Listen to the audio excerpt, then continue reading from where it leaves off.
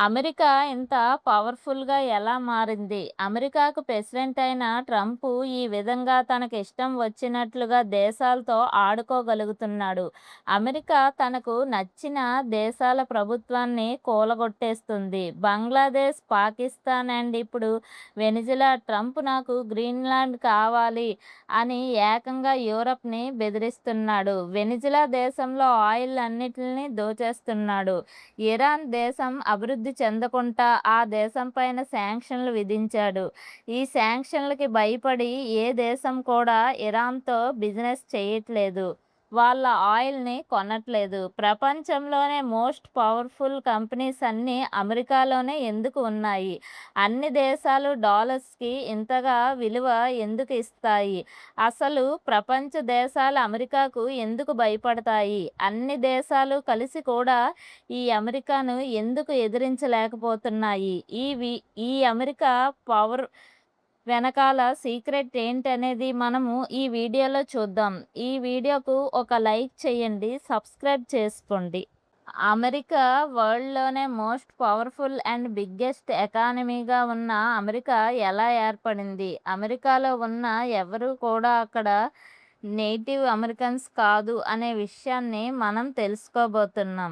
America ఏర్పడడానికి అసలైన కారణం మన భారత్. అమెరికా ఏర్పడడానికి అసలైన కారణం మన భారతదేశం. నిజానికి అమెరికా అనే దేశం లేని సమయంలో భారత్‌ని వెతకడానికి బయలుదేరిన కొలంబస్ యాక్సిడెంట్‌గా అమెరికాను కనుక్కున్నాడు. ఇప్పుడు ప్రపంచంలోనే పవర్‌ఫుల్ దేశంగా అమెరికా ఉంది. కానీ ఒక సమయంలో ప్రపంచంలోనే అత్యంత ధనవంతమైన దేశంగా మన భారత్ ఉండేది. మన దగ్గర పుష్కలంగా సంపద, బంగారం ఉండేది.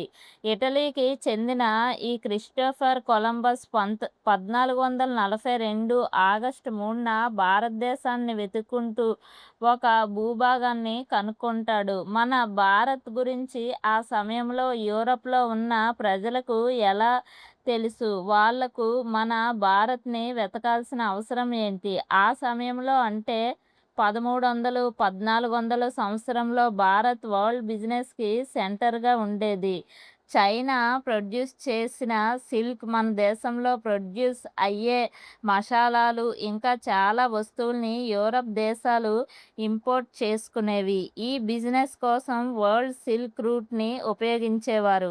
అప్పట్లో ఇప్పట్లాగా పెద్ద పెద్ద కంటైనర్ షిప్స్ ఉండేవి కాదు. ఎక్కువగా బిజినెస్ ఇలా భూమార్గం ద్వారానే జరిగేది. ఈ ట్రేడ్ రూట్‌కి అప్పట్లో టర్కీ మేజర్ సెంటర్‌గా ఉండేది. టర్కీ నుంచే వస్తువులు యూరప్‌కి ఎక్స్‌పోర్ట్ అయ్యేవి. టర్కీ నుంచి వస్తువులు యూరప్‌కి ఎక్స్‌పోర్ట్ అయ్యేవి. ఆ తర్వాత ఓట్టమన్ ఎంపైర్ వేగంగా ఎక్స్‌టెండ్ అవ్వడంతో ఈ ఎంపైర్‌కి చెందిన రాజులు ఈ సిల్క్ రోడ్ ద్వారా జరిగే ట్రేడ్ మొత్తాన్ని దోచుకునేవారు. వ్యాపారస్తుల్ని ఇబ్బంది పెట్టేవారు. దాంతో మన భారత్ నుంచి, సౌత్ ఏషియా నుంచి ఎక్స్‌పోర్ట్ అవుతున్న వస్తువులు యూరప్‌కి అందేవి. భారత్ వరల్డ్ వైడ్‌గా ఎంతో ఫేమస్. మన దేశంలోని బంగారం, ఐరన్ మెటీరియల్స్ అండ్ మసాలాలు యూరప్ దాకా వెళ్ళేవి. మన దేశం అప్పుడు ఎంత రిచ్‌గా ఉండేది అనేది యూరోపియన్స్‌కి బాగా తెలుసు. ఎప్పుడైతే మధ్యలో ఈ ఇస్లామిక్ బట్మన్ ఎంపైర్ ఎక్స్టెండ్ అయిందో ఓల్డ్ సిల్క్ రూట్ బ్లాక్ అయిపోయింది. దాంతో ఇటలీలోని ఈ కొలంబస్ భారత్‌ని సముద్ర మార్గం ద్వారా కనుక్కోవాలి అనుకున్నాడు. ఈ అట్లాంటిక్ ఓషన్ దాటేస్తే డైరెక్ట్‌గా భారత్ చేరుకోవచ్చు అనుకున్నారు. అలా అనుకునే ఇతను తన జర్నీని స్టార్ట్ చేశాడు. ఇతను అట్లాంటిక్ సముద్రం దాటి 1992లో ఇదిగో అతిపెద్ద ఐలాండ్ మీదకి వచ్చాడు. అదే ఇప్పటి అమెరికా. మొదట్లో ఈ ఐలాండ్‌లోనే కొలంబస్ భారత్ అనుకున్నాడు. అందుకే అమెరికాలో ఉండే నెగెటివ్ ప్రజల్ని రెడ్ ఇండియన్స్ అని పిలుస్తారు.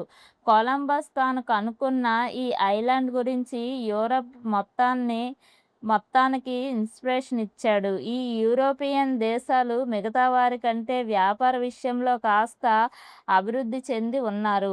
ఇప్పటి అమెరికాను చూడండి. ఇతర దేశాలపైన ట్రేడ్ శాంక్షన్లు విధిస్తూనే ప్రపంచం మొత్తాన్ని తన గుప్పెట్లో పెట్టుకుంది.